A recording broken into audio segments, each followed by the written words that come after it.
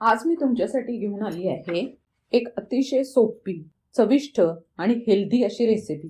Bit म्हणजे आयर्नने परिपूर्ण आणि रवा म्हणजे हलका व झटपट पचणारा घटक। या दोघांचं कॉम्बिनेशन म्हणजे चव आणि आरोग्य दोन्हीही एकत्र। इथे मी अर्धा किलो बीट घेतलेले आहेत। बीट स्वच्छ धुवून घ्यायचं आहे। बीटाला थोडी माती असते। बीट व्यवस्थित स्वच्छ धुवून घेतले की त्याला आपण थोडेसे कुकरमध्ये वाफवून घेणार आहोत।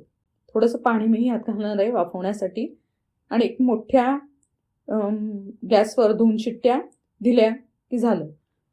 बीट आपल्याला इथे खूप शिजवायचं नाही, फक्त थोडंसं हलकं त्याला वाफवून घ्यायचं आहे। आता त्याच्यासाठी काय साहित्य लागतं ते आपण पाहूया। मी इथे 2 वाटी जाड रवा घेतला आहे। त्याच वाटीनं पाव वाटी गव्हाचं पीठ घेतलेलं आहे। 2.5 चमचे दही घेतलेलं आहे। 4 ते 5 लसणाच्या पाकळ्या घेतलेल्या आहेत। 5-6 हिरव्या मिरच्या, अर्धा चमचा जिरे, पाव चमचा हळद आणि चवीप्रमाणे मीठ घेतलेलं आहे। आपल्याला इथे सगळा रवा लागणार नाहीये, तो जसा लागेल मिश्रण करताना तसाच तो आपण वापरणार आहोत।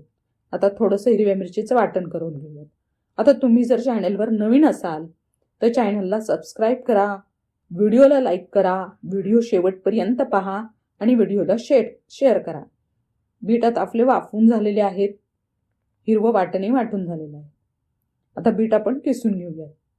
बीटाची वरची शेंडी काढून टाकायची अशी आणि बीटाचे किसून घ्यायचे। आता बीट इथे खूप शिजलेले नाहीयेत किंवा खूप हे वाफवलेले नाहीयेत, मला त्याला थोडासा तरी जोर द्यावा लागतोय आणि ते व्यवस्थित आता असे किसले की त्याचं असं आपोआप साल निघतं, ते आपण फेकून द्यायचं। अशा प्रकारे आपण 4ही बीट व्यवस्थित किसून घ्यायचे आहेत। बीट व्यवस्थित किसून झाले की त्यामध्ये आपण घालणार आहे दही। 2.5 चमचे दही त्यामध्ये घालणार आहे। मिरचीचं वाटण, हळद आणि चवीप्रमाणे मीठ, हे सगळं साहित्य आपण व्यवस्थित एकत्र करून घेऊया। हा जो धपाटा आहे हा लहान मुलांच्या टिफिनला आणि मोठ्यांच्या नाश्त्याला हलक्या जेवणासाठी एकदम परफेक्ट अशी रेसिपी आहे। आता इथे मी सगळा रवा घातलेला नाहीये,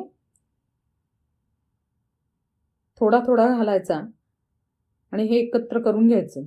आता इथेच मी 3 चमचे फक्त गव्हाचं पीठ घातले। गव्हाचं पीठ आपल्याला इथं फक्त बाइंडिंगसाठी लागणार आहे, कारण हा जाड रवा आहे। रव्यामुळे फक्त तिचे हे आहे मिश्रण आहे हे असं सरसरीत होतं आणि गव्हामुळे ते थोडंसं बाइंड करता येतं, म्हणजे असं थापता येतं त्याला व्यवस्थित। इथे मला आणखी 3 चमचे रवा लागलेला आहे, म्हणजे इथे मला 1 वाटी 3 चमचे रवा लागलाय। आता शिल्लक राहिलेला रवा पण मी तुम्हाला दाखवते। आपल्याला इथे कमीत कमी रवा वापरायचा आहे आणि जास्तीत जास्त बीटाचा वापर करायचा आहे, म्हणजे बीटाचं सेवन आपल्याला याच्यातून जास्त व्हायला हवंय आणि रव्याचं कमी। आता एखादं असं ओलसं कापड घ्यायचंय आणि त्याच्यावर हे असे याचे धपाटे आपण थापायचे। थापताना आपण पाण्याचा वापर करणार आहोत। बोटांना पाणी लावायचे आणि असं व्यवस्थित थापायचे। तर थापताना ना हे पाहे असं पाणी लावायचं थोडं थोडंसं, म्हणजे ते व्यवस्थित थापलं जातं। आता अंगठ्याच्या खालचा जो भाग असतो ना त्याने जर असं आपण थापलं ना त्याला जोर देऊन, तर हे व्यवस्थित अगदी पातळ असे धपाटे तयार होतात।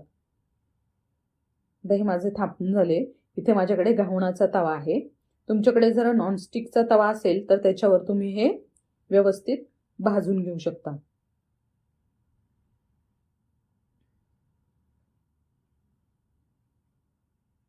थोडंसं वरती असं पाणी याला लावायचं, म्हणजे हे कापड अगदी व्यवस्थित निघतं।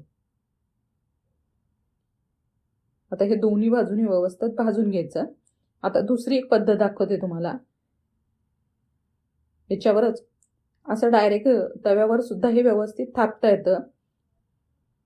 असं दोन्ही बाजूंना व्यवस्थित भाजून घेतलं की हा आता पहिला पराठा आपला तयार झाला। तर दुसरा मी तुम्हाला असा डायरेक्ट तव्यावर थापून दाखवते। काय नाही, या पिठामध्ये आपण रवा हे केलेला असतो, त्याच्यामुळे हे पीठ जे असतं मिश्रण हे सरसरीत असतं, त्याच्यामुळे हे लगेचच आपल्याला थापता येतं। त्याच्यामुळे जर तुम्हाला कापडाचा वापर नसेल करायचा तर तुम्ही डायरेक्ट असं गरम तव्यावर जर तुम्हाला थापता येत असेल तर डायरेक्ट असं गरम तव्यावर थापून तुम्ही व्यवस्थित हे करू शकता। थोडंसं पाण्याचा वापर करायचा आणि हे थापून घ्यायचं. आता हे जिथे आपण इथे जे अर्धा किलो बीट वापरलेत यातनं ना आपल्याला फक्त अगदी 9 असे आपले पराठे तयार झालेले आहेत.